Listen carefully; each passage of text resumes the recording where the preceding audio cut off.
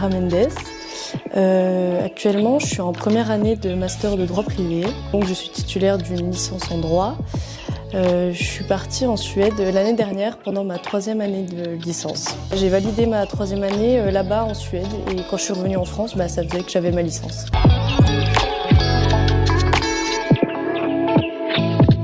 Je suis partie pendant une année scolaire, donc ça fait 10 mois. Alors pourquoi je suis partie? Parce que j'avais toujours cette idée. Je savais qu'un jour, je voudrais aller faire mes études à l'étranger.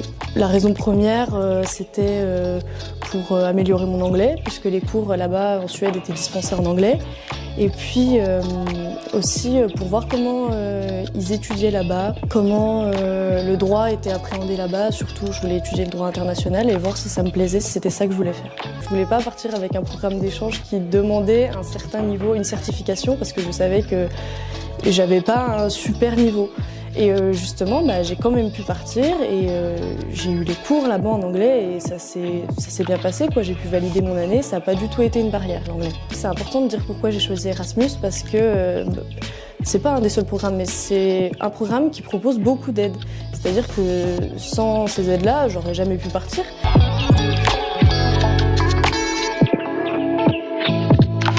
Alors en fait parce que dans chaque filière, là par exemple en droit, il y avait un nombre de destinations prédéfinies. Moi j'ai fait mes choix de façon stratégique parce que je voulais partir avec une amie à moi.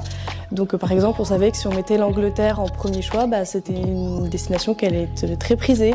Et donc on a préféré mettre la Suède parce que les cours étaient dispensés en anglais, donc on pouvait y aller. Et puis parce que moi ça me semblait très attractif, la Suède.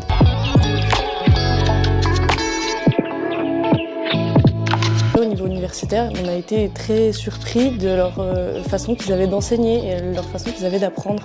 Ils n'avaient pas du tout le même nombre d'heures de cours que nous on a en France, c'est-à-dire que c'était, je pense, peut-être divisé par 3, vraiment. On avait beaucoup de temps libre et nous on se demandait est-ce que c'est parce qu'on est étudiant d'échange, est-ce que c'est parce qu'on a un traitement particulier, mais en fait non, les étudiants là-bas, et puis c'est leur état d'esprit en général, c'est de garder du temps pour soi, pour ses activités extrascolaires. Ça reste un pays européen, donc on n'est pas non plus complètement perdu culturellement parlant, hein, ça se ressemble. C'est juste, la petite nuance, c'est juste dans l'état d'esprit, c'est des gens un peu moins stressés.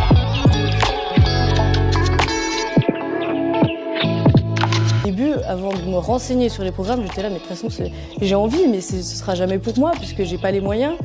Et en fait, après, en me renseignant, en voyant les aides que j'avais, honnêtement, les aides m'ont permis de vivre là-bas complètement. J'ai pu voyager même en plus. Franchement, non, ça a été très correct. Et voilà, je pense qu'il faut se renseigner en fait. Si on a des a priori, il faut se renseigner, voir si ces a priori sont toujours là. Et la plupart du temps, ils seront plus là. Et puis, moi, c'est vrai que la peur de la distance avec la famille et tout, c'est quelque chose que j'ai pas, mais c'est propre à chacun, avec le caractère de chacun. Et non, moi, ça va.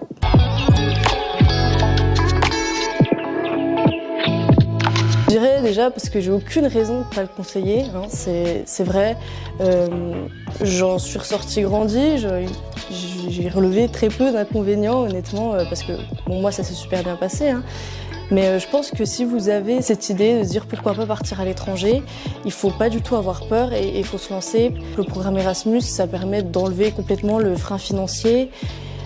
Ça permet réellement de progresser en anglais et ça c'est un vrai plus après à pouvoir mettre sur son CV. Et puis surtout, ne soyez pas non plus bloqués par le cursus dans lequel vous êtes parce que en général, c'est les étudiants en langue qui sont poussés à partir. Et il faut pas avoir peur, c'est possible dans n'importe quelle filière, n'importe où. Et c'est une chance, nous en France, qu'on a d'avoir ces programmes d'échange avec les aides qu'on a. Donc je pense qu'il faut se lancer. Il faut se lancer et vous verrez que le plus difficile, c'est pas de partir, mais c'est de revenir.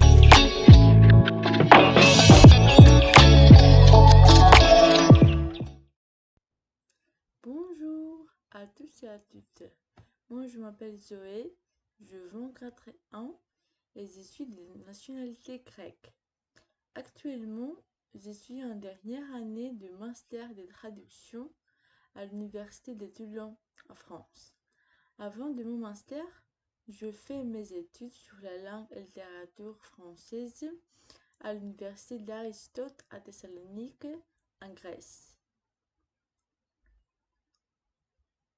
En 2020, j'ai eu la chance de participer au programme Erasmus à Lyon pendant mon semestre. La vérité est que j'ai entendu parler du programme Erasmus de ma première année d'université par mes profs et par mes amis plus âgés qui avaient déjà participé à ces programmes et qui en parlaient avec enthousiasme. Mon programme de sciences qui s'appelle Erasmus a duré environ un semestre, c'est-à-dire de septembre 2020 à février 2021. Je voulais toujours découvrir de nouvelles cultures, de sortir de ma zone de confort, de faire de nouvelles connaissances à l'étranger et de pratiquer plus la langue française, bien sûr, avec l'aide de locaux. Participer à un programme Erasmus offre toujours de nombreux avantages. Premièrement, on peut faire des amis de toute l'Europe ou du monde entier. On peut pratiquer la langue française. On peut découvrir la vie d'accueil. On peut faire, on peut faire mon Erasmus par exemple. On peut visiter de différents sites archéologiques. On peut aussi acquérir des connaissances pour une nouvelle civilisation, une nouvelle culture et leur mode de vie. Quelques petits conseils pour faire son essence plus agréable, d'être inscrit à un établissement qui a des accords avec d'autres universités ou d'autres établissements partenaires à l'étranger.